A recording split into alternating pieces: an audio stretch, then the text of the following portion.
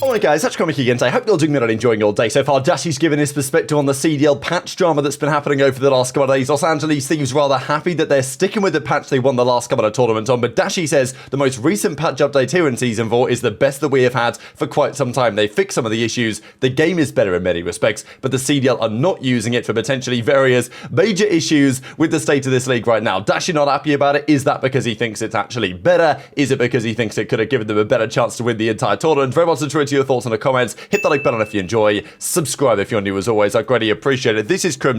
Well, it's actually not, but Kremp.'s name is on this list. Just a quick Kremp update for a couple of minutes. If you guys aren't interested, feel free to skip forward in the timestamp's gonna some people don't care, which is fair enough, but I care, so I'm going to talk about it. This is Porter. Now, just to quickly familiarise yourself with this is the IMSA VP Racing Fuel Sports Car Challenge. Kremp is racing in this series, and he's racing in the GSX category, in which his car looks something like this. So, this is the Porter car with Podium 1 on the side. I think it's a new sponsor that he's got. When we talked to him back in Dallas, he basically said that his day is sim race on the sim, go to the gym 4 hours a day, and spend the rest of the day sending emails to sponsors, because it's not cheap to do this, and Kremp is basically doing it for the love of the game. Now, his team has done particularly well. He's obviously third in, as you guys can see on the left-hand side, during this race. Not third by a massive margin, which is impressive, because within the GSX category, Kremp is a bronze-rated driver.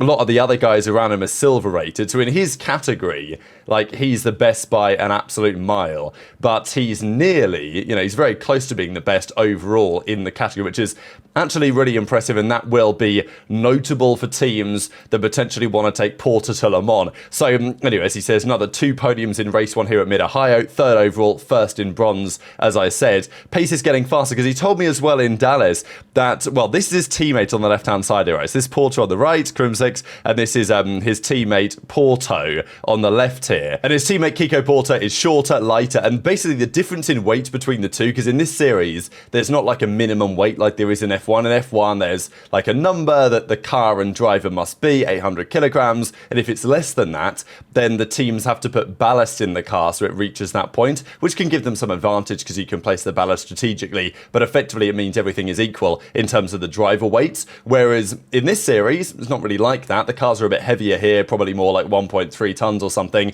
But still, the weight difference between Kremp and his teammate is relevant. He said it's probably costing him something like half a second a lap just on pure weight, because Kremp's heavier, he's got a bigger head, he needs a bigger helmet that has more weight. All these other things add up. It's very small margins. But as he says, he was only a couple of tenths off the pace, which is actually really good. So anyway, Kremp's making progress. I think that's the bottom line. I know that Kremp obviously is trying to compete in Le Mans and all this, but I think this is, yes, he won the last race I think that he did, but that's because his teammate retired from the race and had technical issues.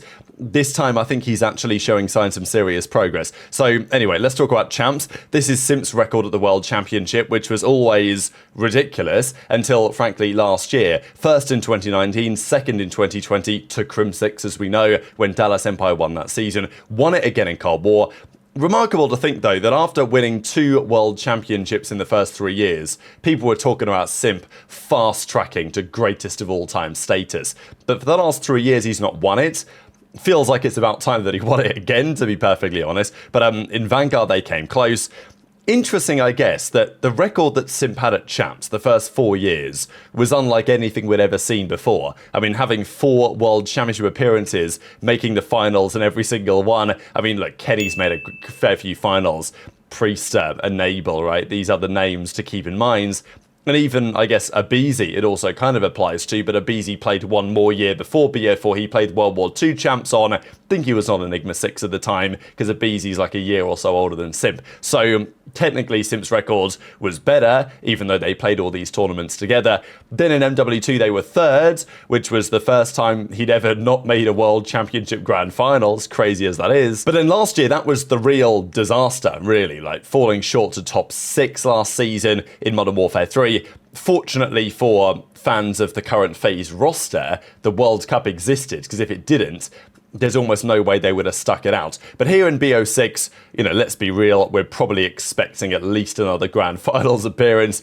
That would make sense. But yeah, Simp's definitely going to be looking at these numbers, because if you're Scrappy, right, if you're HyDra's been around at this point quite a few years, but he's only really been on, especially competitive teams for the last couple of seasons, and he's got one ring in those couple of seasons. Scrappy's only played a couple of seasons. He's not got his ring yet, but he wants to get it.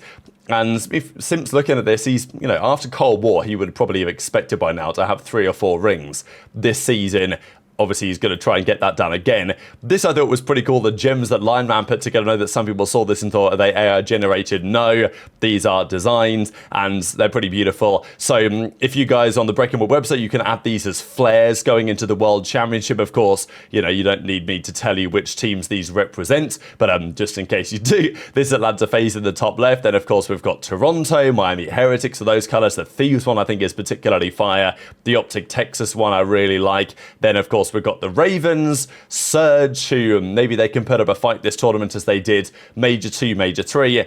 And then, of course, Boston, how they'll get on is a different question entirely. And for many of these teams, particularly relevant in terms of what roster changes we may well start to see in the off-season. But the big question in many respects going into Champs was, what is the style of game going to favour? There's a big talking point for the Valorant event right now in Toronto before the tournament. For one of the first times ever, they've quite substantially changed the game. There's like a new patch update that they dropped a little while ago, and they decided that they would use it for the big tournament. They didn't use it for any of the qualifier matches or any of the playoffs that led up to the tournament, but they've decided to rock the new patch update with a substantial nerf to one of the agents and a few other changes for the big tournament. That's a relatively big deal. We don't usually see it in cards, certainly not towards the end of the season, that a new patch update arrives just before a big tournament and it changes the game. Certainly not before Champs. But this was the major talking point after Major 4 going into the World Championship, whether that's exactly what would happen, right? Because we saw them play on the Season 3 patch update for the last couple of majors. Thieves won on both occasions. Then we're going into Champs and potentially could be playing on something differently. This was interesting. If we look at Octane's numbers on BO 400 Thieves, to be fair, the game was a bit different. The strengths and weaknesses were a bit different, but and also the play styles. Look, do I think that Scrappy is a bit of a human turret in the way that he aims? Yeah, sure. But Octane was called a human turret because of his movement on the map, really. That was certainly in a game like MW19. That's when Octane was a pure human turret. He would sit on a head glitch and he would just sentry gun you down, basically. Scrap doesn't really play like that, but I will say that the records are interestingly similar. During the 100T season, he'd won a couple of trophies and an MVP. Scrap's done the same thing this year. Their control KD is actually identical. Scrappy with better search, Octane with better hardpoint. Maybe that shouldn't be a massive surprise. In terms of pure KD, obviously doesn't tell the whole story, although we know that Octane's KD historically 1.06 is actually kind of impressive for Octane's all-time S&D record, but, donut boy and all this. But the point stands, I don't think they play the same way, but they are nonetheless still the impactful AR on a Thieves roster that may well go on to win a world championship, right? Octane did it a couple of years after the BO4 season, but that year they did make Champs Grand Finals, and, it would be a surprise if 100T don't make it this time, especially when we're going to talk about the changes that we have. So, effectively, JP confirmed the other day that they are going to play the World Championship on the same game exactly that we've played for the last couple of stages, which is going to be way out of date by the time it comes to Champs, right? The old, very old Jackal. And it's not like in that version of the game either, the game is great in terms of Codcaster. The Codcaster is still very broken indeed, but the issue is, and the primary reason it seems why the CDL have done this is because in the newer version, the Codcaster is even more broken and basically unplayable. But this is what Dashy has to say on the new patch, says that as far as he's concerned, the new patch that's launched, there was an issue with the Season 3.5 patch that they talk about with the sliding and the slide jump and the mechanics being a bit clunky. They seem to have resolved that for Season 4, and there are some positives to take away from it. The control spawns are still the same in some of these other changes, but it still seems the game is so broken they can't play on it regardless. The CDL account's 3-month-old patch. He's not saying which patch it is, but he's basically saying 3.0 month patch. And then the retail accounts are on Season 4, which is the accounts that we have right now. They're on Season 4, and CDL is insisting we plan on 3.5 for Champs. Yeah. Although there's no way to plan it currently. 3.5 is the one that was 2 weeks ago. Yeah. If that makes sense. Like we scrimmed it like literally a day or like 2 days. Bro, there's so many fucking patches. I don't know. All season, my brother, that shit been broken. Yeah, because he's saying Those are 3 different. Yeah, there's 3 different. 3 different. So okay, put it like this: Major 4 patch, which is the patch that we played on, and that is a regular control spawns. That makes sense. Regular control spawns. The 3.5 initially is the spawns that fucked up everything. Where you're spawning on vault, you're spawning like dirt, like the side door or the P4 or whatever. but 4.0. And then 4.0 is literally the most recent one, which is like what, a couple of days ago, and like that is the one that now you randomly will spawn in you on control. Like you'll literally, if they have no map control and they're spawning deep useless, you'll spawn inside you. Yeah. Wait, is there no? 3.5 and 4.0 are like mad similar. It's just like very small. Yeah, right? exactly. But the 3.0 to 3.5 jump is like the crazy one. That's the one Yeah. that's big difference. Yeah.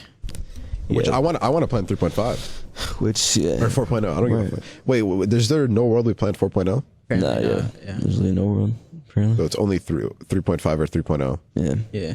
But dude, 3.0, I think the patch is kind of ass. I don't really know. I like the new one. I like the way I feel the like game it's, feels. I feel like it's ass because like I don't know, there's probably some placebo shit, but like the game is like a totally different game now to where like it just I don't know. I don't even explain it. It's not placebo. It's a completely different game. I feel like they even fixed like some of the movement clutter. Obviously, other than the slide jump shit, that shit's ass. But like The loadout. I like the loadout on the 3.5 because like you just change your weapons like hella fast. There's no like lag if you know what I'm talking about. Like on the 3.0 one, you switch it like you get like a little jitter compared to like the one that everyone's playing on right now. So I do find these politics all rather entertaining, right? Because Dashy, look, I think he believes what he says here, talking about the new patch compared to the old patch and, happy with the way that the game has changed. But fundamentally, he's not going to be able to play on that for very long because he's got to go back to his CDL account, presumably playing on the older version that they actually can play on. I mean, the talking point from Envoy was that they can't even play Season 3.5. So they've got to play Season 3, the very old version, because Codcast has been broken all season. So, there's 2 sides to this, right? Because the Thieves guys, whether they believe what they're saying or not, I think they generally do. But this is why gentleman's agreement and the idea of a gentleman's agreement chat isn't really a great idea. I mean, back in the day, I wouldn't say that necessarily the pros would decide these things, but I think this season, the league has made good progress in terms of not allowing the pros as much decision-making power, in terms of banning weapons, but especially maps, like what the map set is. The pros would always decide it, and look, the pros, what they decide to play will be relevant for when the season begins, sure. But Dealership Search and Destroy, other maps we have seen come into the pool over the season, the pros didn't choose those. The pros at times were very vehemently against them, although there's many teams that would say in hindsight, actually, yeah, kind of like these maps. You get a little bit of inertia, really, among the teams and the players. Once a map is in the pool, they tend to like to keep it there. And it's just been a big discussion, really, as to how much power you really allow the players. Because, again, if the teams had their choices on this, like if they were voting for what patch to play on for champs, which, thank goodness they're not, but if they were, they would simply vote based on what is best for them, not necessarily what is the best version of the game, which is why the CDL needs to effectively make these decisions. Dashy and his team, whatever he thinks, is always going to pick the new patch because, the most recent event they were 4th. If they want to get better and potentially dethrone the top teams, it makes sense to play on something a little bit different, right? That's going to take a bit of adaptation, opens the door maybe. Thieves very adamantly clear that they would want to stay on the old one. Scrappy made that clear. Envoy seemingly made that pretty clear. And that's what's happening, right? So have Thieves got lucky in this whole instance? Are they lucky that Treyarch are pretty incompetent at fixing the Codcaster and therefore we can't play the new one? Maybe. What does Dashy really think on the matter? Intrigued to your perspective as always in the comment section below. And just one final thing, just looking back at the day, PD was doing a bit of throwback stuff. This is the Advanced Warfare first season Pro League. And keep in mind, there were like at least 3, if not 4 seasons of Advanced Warfare Pro League that year. I think it was 3 seasons, but there were so many other talking points during, like, some of the other events during the season as well. And this was just the first season. OpTic and the other team has pretty much played 40 matches during the course of the first stage. Obviously, all this stuff was online, but it's like, yeah, we used to have COD all the time, and now we have a massive break between the final major and champs, which is frustrating as it is for you guys. But very much enjoyed your thoughts in the comments. Hit the like button if you enjoyed. Subscribe if you're new. Take care, and I'll see you next time. Which is like instant. wait, this is kind of random, but did you watch that documentary I put? Yeah. Wait, I actually did. Wait, you know what's funny is like, Yeah, no, I watched it. I watched it, but like the next day, like this was happening in my head, I'm thinking like, I can't believe like this is the game. Like that, these guys are so spoiled here. They don't even know what the fuck's happening. That over show is literally a movie. I'm not even trying. Like when it's showing the operators and like the Bro, casting, like that I got so much dope. I can't wait to watch it again. That you have on you that if you don't Oh, is that Drazah? Is that draws? Yeah. Back it up, bro. He was in What? Alaska. Yo, back it up. Is that draws? You gotta back that shit up. Bro, why? This is so trolly. If you don't win, you lose your job. You don't win, you lose your job. This guy's so teed.